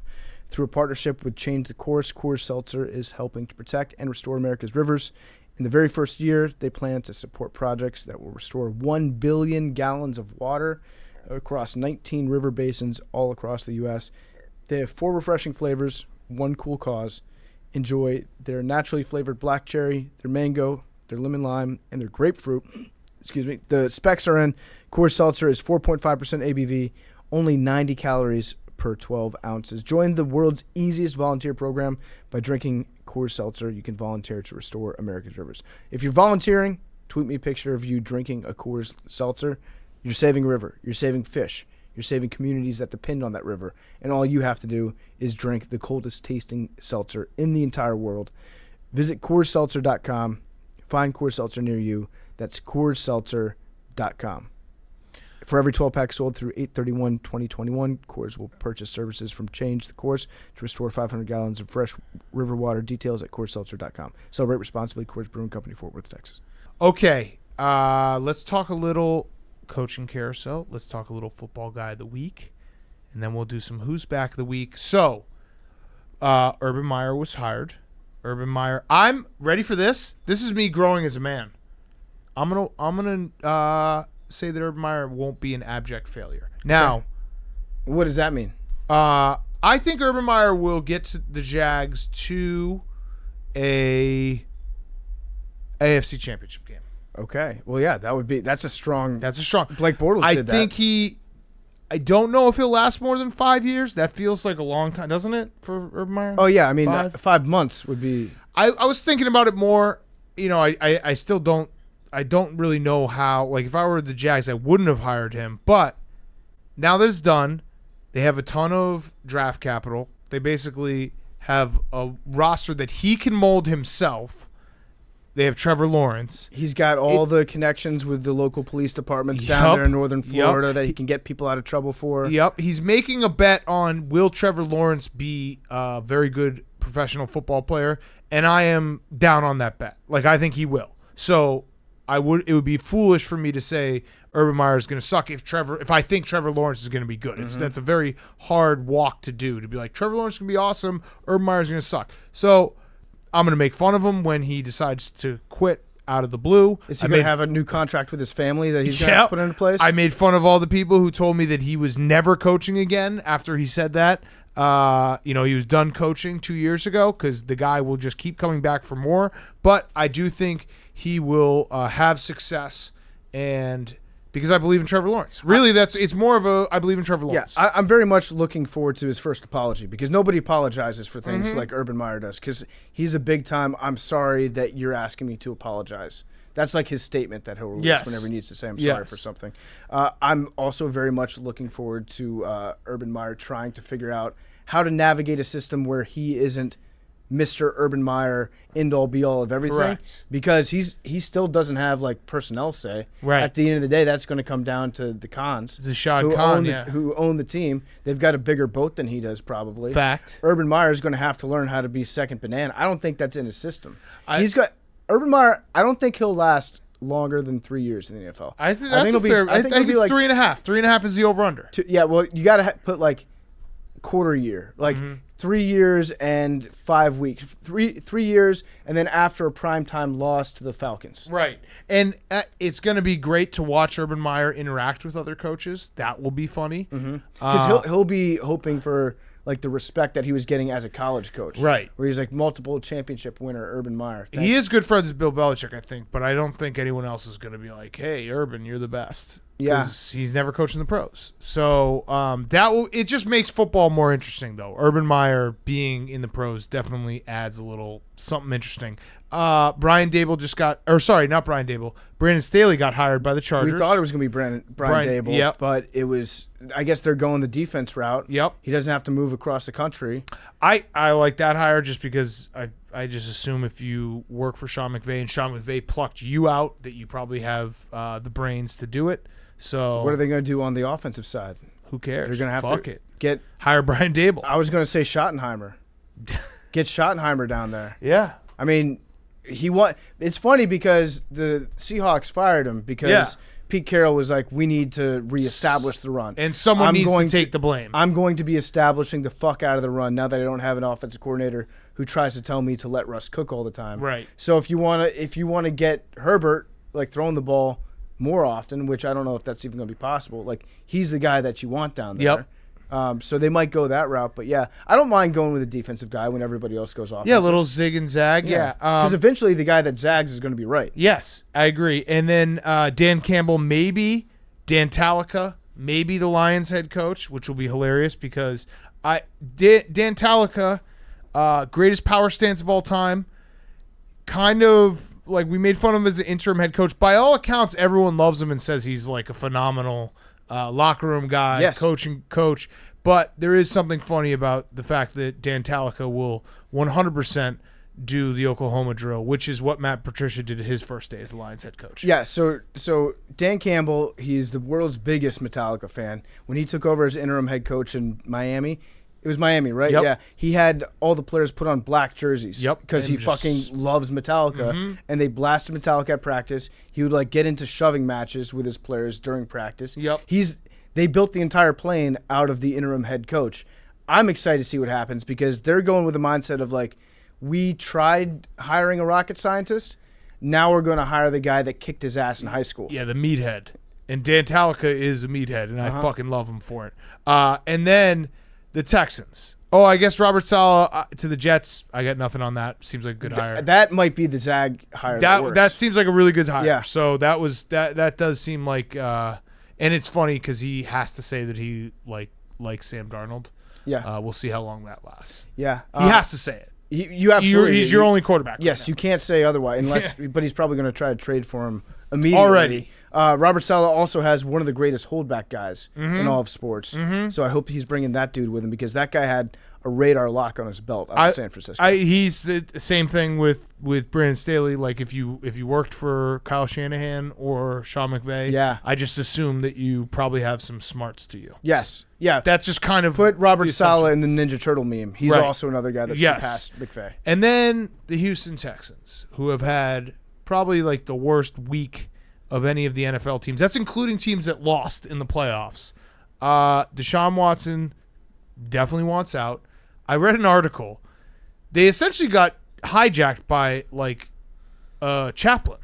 Did you? Yeah. Jack Easterby, he went into the office and made Cal McNair pray with him. They pray for his own future to find a good head coach. Yes, it's crazy. It made me feel a little bit better about how dysfunctional the Bears are. The fact that the Texans are they essentially like the owner got duped by a guy who's like reading palms and being like, hey, here's what our future tells us. This makes me maybe feel, I should coach. Yeah, it makes me Jack Easterby feel awesome about rooting for a franchise whose owner is so clearly aligned with Satan that he would never bring a dude in to like pray to God. It's crazy. It is nuts. So Jack Easterby is essentially making the McNair family pray with him for his own success. It's and then, crazy. Guess what? If you fire Jack Easterby after that prayer, you're spitting on God. Yep. You get whatever bad things. You fired God. You fired God. You can't do that. I'm Jack Easterby. You don't fire God. Holy shit. I mean, what a shit show. Credit to Jack Easterby. Yeah. Like, this dude sounds like he's like a little Rasputin type guy. Mm-hmm. He's got a little bit of a hammercock. And then I read an article about the Eagles who are going to they're going to have to hire someone. And it all kind of made sense because Howie Roseman has a fat head of Carson Wentz in his office. That's got to be an interesting interview. And essentially was like he essentially has just been like, yeah, Carson Wentz is the best quarterback of all time, even though he hasn't won a play. He's played like 6 snaps in the playoffs. There was one line in it that was like Howie Roseman treats Carson Wentz like he won that Super Bowl. Yeah. It's like, well, that's a problem. Yeah. So they chose him. I heard that Josh McDaniels was interviewing like all day today in Philly. That must be a strange thing to walk in, sit down. There's a fat head of Carson Wentz. And the owner goes, so what would your plans be for our offense next year? What do you think about the quarterback situation? Josh McDaniels is probably, if the interview lasted so long, he's probably put a chloroform rag in their face and then has been like trying to laser off all the Carson Wentz tattoos off of Howie Roseman. He's like, hey, so Josh, you've worked a lot in offensive football. How good do you think you can make Carson Wentz? Now, mind you, he is already incredible. But, yeah, talk to me about that. How many more Super Bowls do you think you could get Carson Wentz? Carson Wentz to already win? has one Yeah. Super Bowl, so you probably- think he had 3? Probably be elite if he pretty much won an MVP. So how many more do you think you could put in his trophy case? It was crazy. Carson Wentz is probably in the interview. Yes, he's probably sitting behind Yeah. Josh McDaniels. Yeah. Like, wrong answer.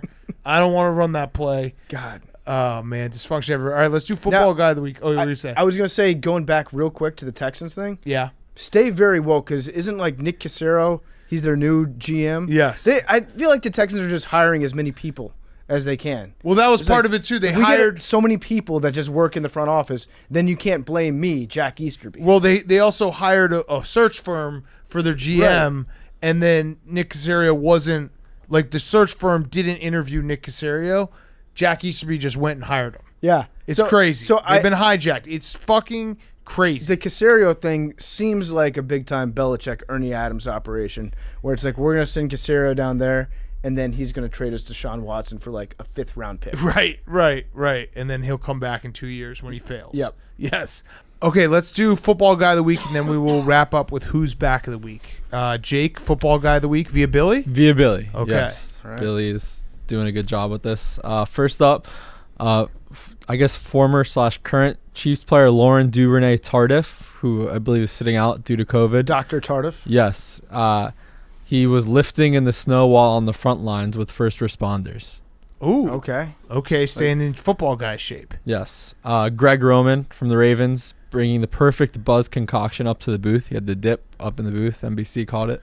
This is Billy's. Yeah, it's Billy just being like, oh, Billy chewing just tobacco didn't is do his sweet. job. Yeah, football guy. Wow, he dips. I do like the bench pressing out like on the front lines. This is right when I figured I figured Billy had a good first football guy of the week, and then it would just start to trail off.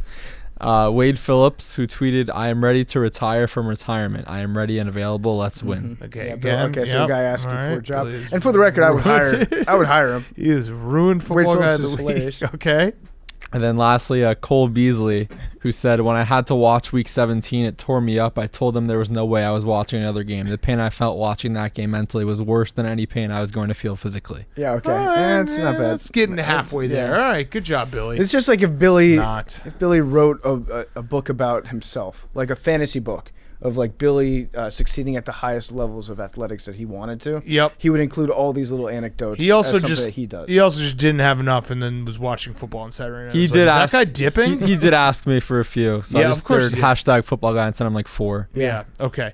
All right. Before we get to who's back of the week, are you protecting yourself, PFT, when you are Dude, online? I'm always protecting myself. Yep. Like, if there's one thing that I know about, it's protection. And when I'm online, when I'm playing Warzone, almost got a dub in Warzone the other night, guys.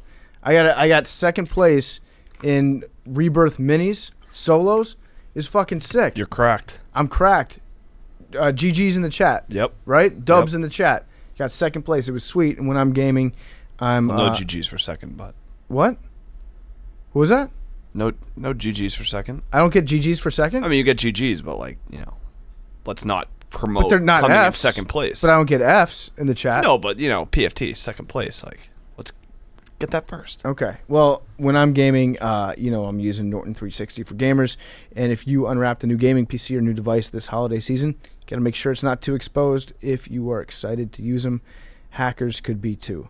New devices mean new opportunities for hackers to steal your information or spy on you over Wi-Fi. I don't want people taking my loadout. My loadout is mine. It's protected.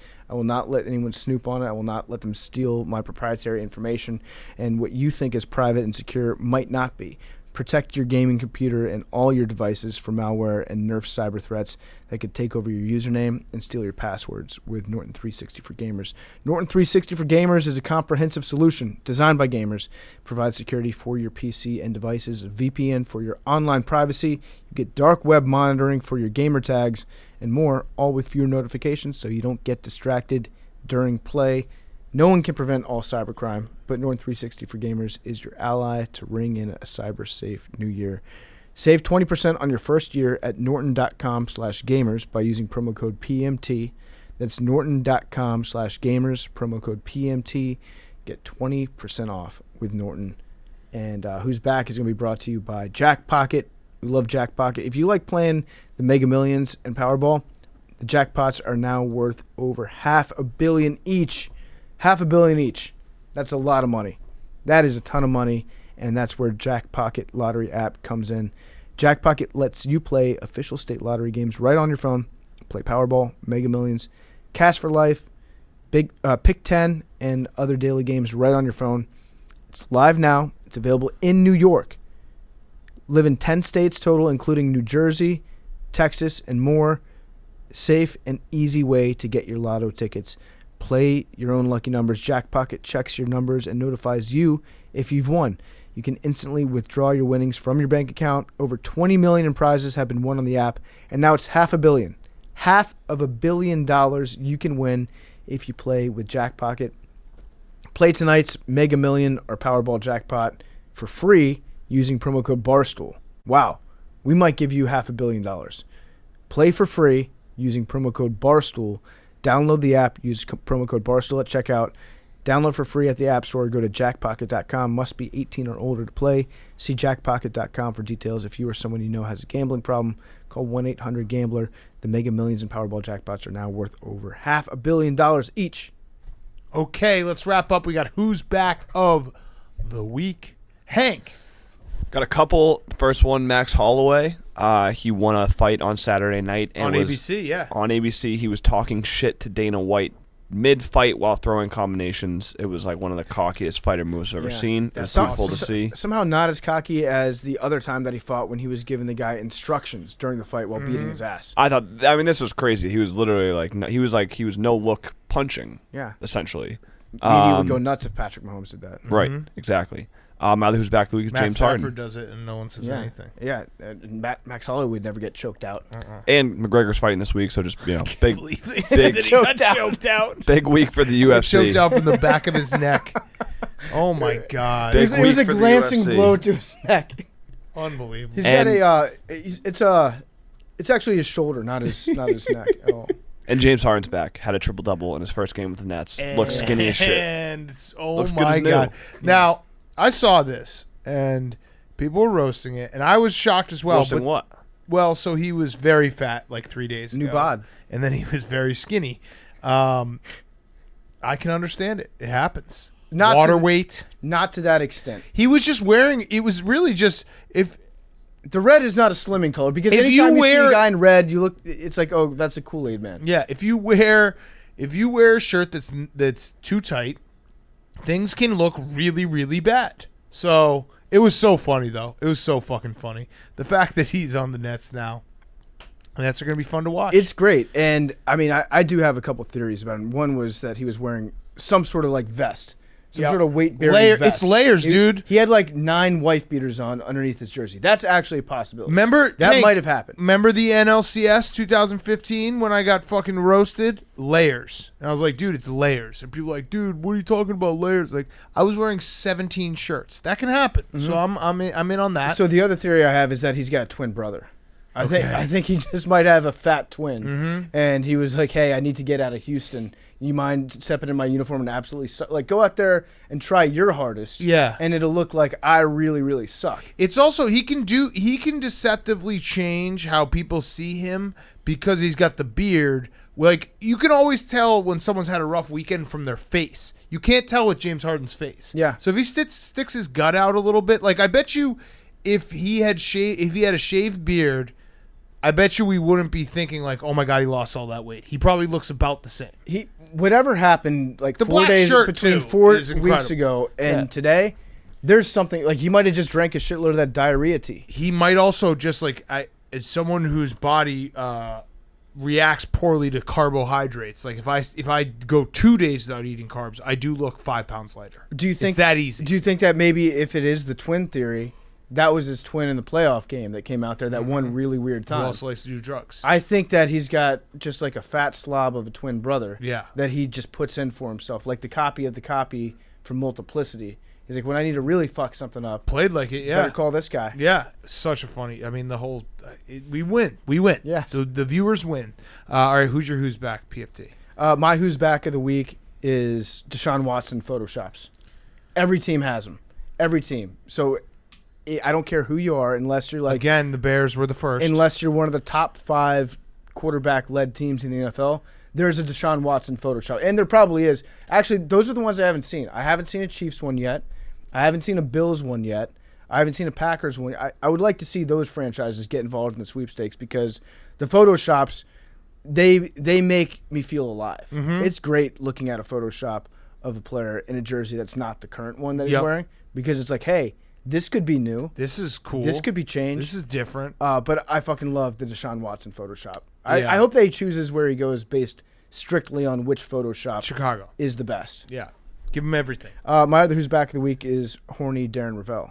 Oh, Actually, no, I'm going to put him as our podcast Baby Braun of the Week. Oh, my God. Baby Ravel is our Baby Braun of the Week. He put up this Instagram story on Friday, I believe. It's a picture of him as a 3-year-old with his arm around a 3-year-old girl, and he just looks like a pimp. I'm just going to call it as I see it. Darren is he's a fucking pimp in this picture. He says, older throwback, January 1982. I was 3. I always loved girls. Never thought they were disgusting. This was my friend Leslie at the pool at Woodmont Country Club in Tarmac, Florida. I need help finding her to catch up. Guessing she's 45 now. So, Leslie, if you're out there, God damn it, man. This could be a nice love connection, a nice Sleepless in Seattle moment. Leslie, you remember that 3-year-old that just rocked your world from the pool? Because he thought you didn't have cooties? Yeah, the guy who didn't even need to wear floaties in the shallow end. That guy is on the prowl right now. And he is a sports business reporter, as if you needed another reason to get back with him. He's a sports gambling reporter now. Excuse me. Yeah. Really good at that. A lot of cards. He's just. This actually is. I would throw this in the positive for Ravel because Ravel does hear me out. Ravel does things that are so fucking stupid and annoying that you're like, this guy can't be real. And then he does something like this, and you're like, oh, he really isn't real. Because he thinks that was normal. And he's like, he doesn't think what he was doing was creepy. Yeah. So it almost helps him in a backwards way because you're like, okay, his brain is broken. You know what I mean? Like if he, like it's not his fault. Right, it's not his fault. It's not. He does this every now and then where it's like, you know what? Hand up. That was even for you, Darren. That was so ridiculous and stupid and out of control and you defended it. So now I can't even be mad at you because it's so crazy. It's crazy in a way that it makes it a legally sound setup for if he ever has to plead insanity. He can point back to this. Like I was stalking a 3-year-old. And then they're like, he's like, hey, well, Your Honor, may I submit Exhibit A? And it's just a picture of Darren Ravel trying to get with a girl that he thinks aged well from the age of 3. Right. He's like, she was hot for, Your Honor, you have to admit, yes, for a 3-year-old, when I was a 3-year-old, and hot. Mind you, I liked girls even back then. So not afraid of them. Yeah. It's just, you know what I mean though, when he does this and then he doubles down and he defends it when everyone's like, hey man, that's kind of weird. It actually makes me be like, okay, let's lay off Ravel because it's like it's such a lost cause. You can't even explain this to him. You kind of sound like a beta, right? You sound like a guy that thought girls were disgusting. No, I honestly sound like a guy who's just given up on I'm so exhausted by him. His personality is. I wouldn't be here without him. True, it's true. He's just an exhausting. For a guy I don't have any real interaction with, he's an exhausting personality. Imagine being Leslie right now. If you get a phone call from Darren Ravel and he's like, hey Leslie, you probably already know this from the sound of my voice, but it's me, Darren, from the kiddie pool. Remember me? I was 3, wasn't afraid to talk to you. Oh my God! What would they even talk about? She would divorce her husband immediately and get taken on a wild ride by the D-man. Oh, he's the worst. My Who's Back of the Week is what a poon hound. Well, I have a goatee, so goatees are back officially. I feel like I should be driving a Miata, and you're a Braves relief pitcher from 1997. Not paying child support. Yeah, that's the vibe I feel right now. You can make all those things happen. I could buy a Miata and be out of my son's life. Yes, if I wanted to. Yeah, I mean this goatee sticks longer. The Van Dyke is your first step on that road. Feels good. All right, Jake, end us with the Who's Back. Average Joes. Because Mike LaFleur was hired by the Jets, so everyone's on Twitter is making the same joke about Mike LaFleur, Adam LaFleur, and Peter LaFleur from Dodgeball. Oh, okay. Got it. So. Oh, we didn't even say Arthur Smith got hired by the Oh Falcons. yeah, They got 2 Arthurs. dude, he's got That's no crazy. neck. No neck. He looks They like found the best picture of him, and it was the worst picture I've ever seen. he looks like fat Nicolas Cage. It's great. It's fucking great. It's a wonderful hire, I think, because no I don't neck know. is definitely a good hire. Who knows? If your football coach has no neck, that's a good hire. And his dad is richer than Arthur Blank, Yeah, which his is crazy. His dad can boss around his boss, which is I meant Matt LaFleur, not Adam. No, that's okay. We got it. Yeah. It was a mistake. A huge I one. corrected myself. Well, but I mean, you know what? This is what happens. Billy Take doesn't show up one accountability. time, and then Jake just lets everything. Oh, yeah. You got Kinda ruined too the show. comfortable, Jake. kind of ruined the show. It was a great show up until this point. That's why we had Billy around, was to make you feel like he could take your job at any second. All right, 100. 18. 8. I hope we get it without 9. Billy here. Liam has 21. What'd you guys guess? 8, 8, 9 8. and 21. 47. God damn it. A snail can sleep for 3 years at a time. Wait, let me got? just check Uber facts real quick. Wait. Yeah. And I just Googled animal facts, and that came up. Did you know that squirrels actually, when they have nuts It w- in their mouth? It would take a swarm of about 1.1 million mosquitoes sucking at the same time to drain all the blood from an adult human. That's Wait, let me do one. fascinating. Let me do one. Let's all do one. Stupid animal facts. Animal facts. A pig's orgasm lasts 30 minutes. The African elephant is the largest living land-dwelling animal. A bat can eat up to 1,000 insects per hour. We're all looking at the same page. Oh, wait, hang on. These are pretty good. A snail can Save sleep him, for save him. 3 years at a time. Yeah, save him. We got a whole week. Sick. Just don't tell him where he is. Polar bears have black skin and see-through fur. Love you guys.